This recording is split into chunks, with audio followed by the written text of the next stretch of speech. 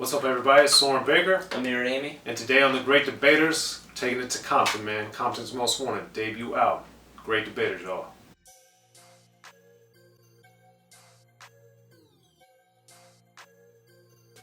Alright, Amir. So today on The Great Debaters, we are taking it back, taking a look at the great album that was the debut project from Compton's Most Wanted. It's A Compton Thang. This album came out in 1990. In the midst of a great explosion in music and rap in particular. We started getting a lot more albums from artists, really starting in 88, and by the time we get to 1990, that was even in more full effect than it was in 88 or 89. And one of the beneficiaries of that is Compton's Most Wanted, and then of course us the fans are the main beneficiaries because we got to listen to this incredible album. So Amir, for you, what were your first thoughts of hearing this album and getting to know Compton's Most Wanted? So this is one of those albums that for whatever reason, when I was younger, and when I say younger, I mean middle school era, because as you all know, I was huge on N.W.A and anything like it. So when I first heard of Compton's Most Wanted, I just like to say I was a little bit immature in my thinking. I was thinking like, oh, Compton's Most Wanted, it's probably just like an offshoot of N.W.A, or it's not as good, it's category B to the A. I was thinking stuff like that, just very ignorant. But anyways, that's just when I first heard the name. And then I heard a couple of their songs, on YouTube and what have you. Then one time at Amoeba, I'd seen this CD, and at the time, I wasn't really huge. Like, I've spent a lot of money on music, clearly, but I hadn't really bought any item in particular worth a lot of money at this point. So when I saw at Amoeba that the CD had like a $40 price tag or $35 price tag or whatever, I was kind of like, whoa, that's a lot of money for a CD, especially a CD that came out in 1990. So, I did some research and I was like, this is actually a pretty good price. I picked it up, and what do you know, and this is going to go right into my first pick.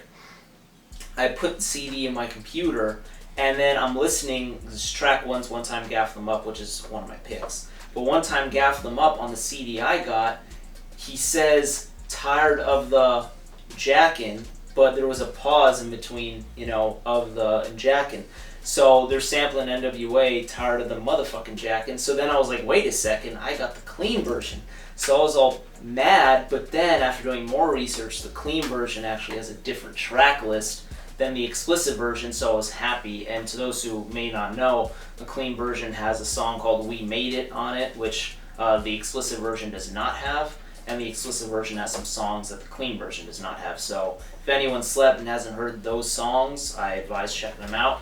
But One Time Gaff Them Up, to get to that song, man, it's just, I really love when you hear from like certain regions, and really it's all of hip hop who had a lot of bad things or negative things to say about cops. But I just also love when you hear the same city repeating similar phrases or similar stories, because it kind of shows, the setting of that place at that time too. And I think Compton's Most Wanted, although it may not have been as in your face as N.W.A.'s Fuck the Police, I think One Time Gaff Them Up was just so good. I really ate storytelling on it too. I really like the samples, the choruses that they put the samples in.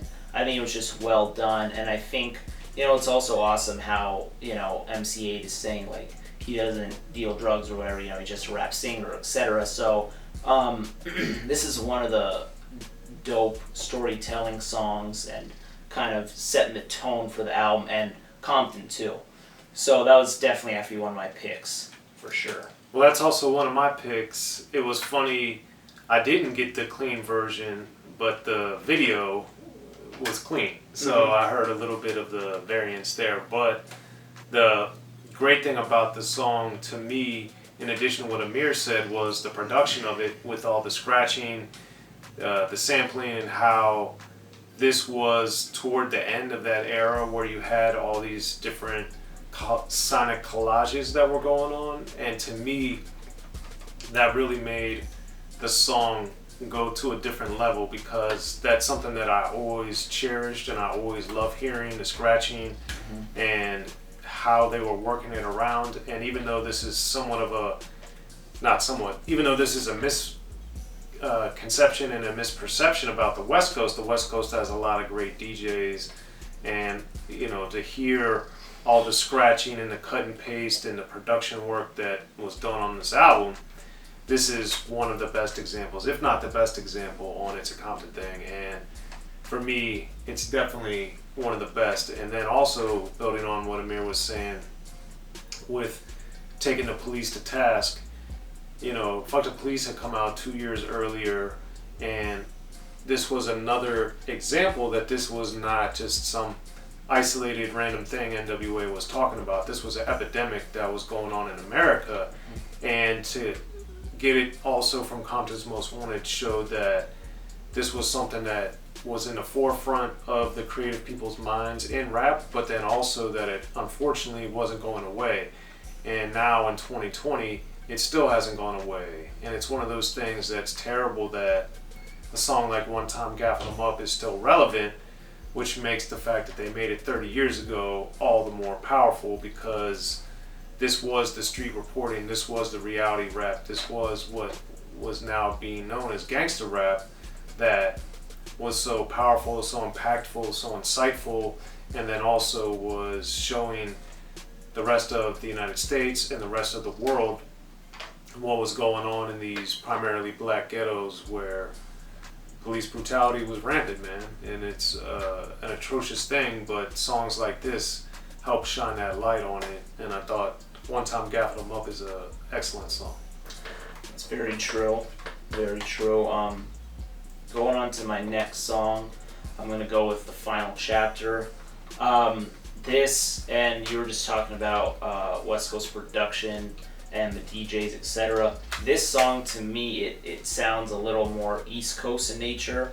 I really, anytime I hear like these samples that are on this song, like by the JBs, James Brown, I just usually just like these songs. It's just hard not to. But also on here too, it's one of those things where I just really like how MC8 is just rapping. I think MC8 just on all of his albums, whether with Compton's Most Wanted, solo, I think MC8, he never really sounds forced to do anything in terms of how he's rapping or rhyming. He seems to just always be in his own zone, whether he'll get the slow flow or sometimes he may go very slightly faster. He's never been a tongue twister by any means, but he really goes at his own pace and does what he does. And it's never anything super flashy, but it always really works. And to that, similar with Too Short for me, how Too Short's never like super flashy in terms of what he's saying, but it always works and it always keeps me entertained. And MC8 on The Final Chapter does just that. The samples are incredible. I like how he's 4 verses. He's really doing his thing, and a lot of the time too, I'm really just more so nodding my head to like how he's saying things versus what he's saying. He's one of those rappers to me who he can just grab my attention very easily, and he really doesn't have to try hard. I think on Final Chapter, MC8's really doing that extremely well. And also, before this video ends, I also want to just give a big shout out to unknown DJ Slip, because I don't know if I've heard all their stuff. I don't know their entire production discography, but definitely they deliver with Compton's Most Wanted. So big shout out there. Absolutely. So that's not one of my picks, although it's probably 3.5 or it's tied for third or whatever. But for similar reasons, I'm going with This Is Compton. Because that song, with the scratching and just the sample, especially in the chorus, how they're, again, bringing in all these different sounds and effects, I just love it. And sonically, that song, I just have always liked the sound and the feel of it, and it makes it so great. And then also, as was the case for me growing up in Maryland, right in between Baltimore and D.C., I knew what Baltimore looked, felt, smelled, and the vibe of that city, and the same with DC, but I hadn't been to LA or LA County or Compton at this point in my life. So obviously we had seen it with Eazy-E and N.W.A and King T, but now getting into Compton's Most Wanted, I was starting to get these different looks into this mysterious city I'd never even heard of before, rap, and now it's, you know, ground zero and one of the epicenters of all these great artists. So this is Compton, as they say, Compton, it's Compton Thang, Compton's Most Wanted, etc., etc. They clearly were all about Compton, and this is Compton. It's mainly the production. I think 8 and when Chill's on the album, Chill, they both do a great job lyrically, and I have no complaints really with any song in any way, but I do think that the production on This Is Compton just is great to me, so I love that one. That's a good one, and going to my third pick is going to be D.O.C. However, this is really an album where it's just very consistent all the way through, and it's another one where it's a bit hard to really narrow it down. I mean, to be honest, I didn't know to pick those three, or if I should also add I'm With That in there, or Late Night Hype, which I know is a lot of people's favorite. But there's just a lot of great songs on here, or really all of them are pretty great. But to be quite honest, but D.O.C, that's one of the ones I've played the most. And it's also interesting because D.O.C, we had gotten some sequels, Death Wish, we got sequels, so it's always interesting to see, like, kind of like we were talking about in previous videos with Jane, how art by EPMD, how artists will continue certain stories or tracks and keep that theme and what they do in different stages in their career. But D.O.C to me was just a really dope song. I also really like the chorus and the female, and I really don't know, I don't think it's a sample, I think it's just someone who is singing. I have no idea, I haven't really researched that, but I really like her on the chorus too. And this is 8 and Chill also on the song, because I think my first two songs, I don't think Chill was on those songs if I recall. But this, I really like both them on it, and it's another banger. Yeah, Chill being on there I think is great because this is the only album he's on it a majority of the time because of his unavailability. But on subsequent albums, other than Growing Up in the Hood, which of course helped propel them even further into the awareness of the world. But D.O.C, I also like the fact that this was one of those songs on the production side that started showing some of the direction that the group was going to take sonically, with kind of a bluesy, darker, somber-y feel that we get, especially with Music to Drive By and a little bit on Straight Checking 'Em. So I always liked the fact that Compton's Most Wanted was using these samples and using them as the backbone of the beat and the driving force sonically, and D.O.C is one of those. And the fact that Chill and 8 are on there, I just liked it because Chill, I think, is very underrated, and of course because he wasn't on really the next two Compton's Most Wanted albums before 8 quote unquote went solo, we didn't get that much of Chill. And I always think about and wonder, had he been around, if what that would have changed with the group. But that being said, D.O.C definitely has a lot to do with this album being good, because it does have these kind of anonymous disses going on. It has 8 and Chill on it, and the beat is just so different. So those are my 3 picks. You guys got Amir's 3 picks. What about your guys' 3 picks with the debut album from Compton's Most Wanted, It's A Compton Thang? Be sure to like, subscribe, and share.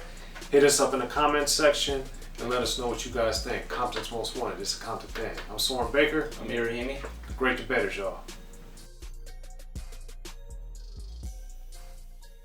Be sure to check out the History of Gangster Rap by Soren Baker. He's official. History of Gangster Rap features exclusive interviews with Ice-T, Snoop Dogg, MC Ren, the D.O.C, and dozens of others. The History of Gangster Rap, a definitive look at how Los Angeles changed rap forever. In Los Angeles, the streets definitely set the tone of the hip-hop music. At 19, I got a $50,000 car. My whole angle always was, I'll be street, but I will always tell you the horrors that go along with this life. There will be penalties and casualties for just wearing the wrong color in somebody's neighborhood. And once gangster rap made it from the streets to the TV, the genre exploded. With Fab 5 on Young TV back with N.W.A. Yo MTV, it just catapulted us from being local heroes to national gangbang rappers. The history of gangster rap discusses it all from 1980 up till today. It's always gonna be shit happening in the street.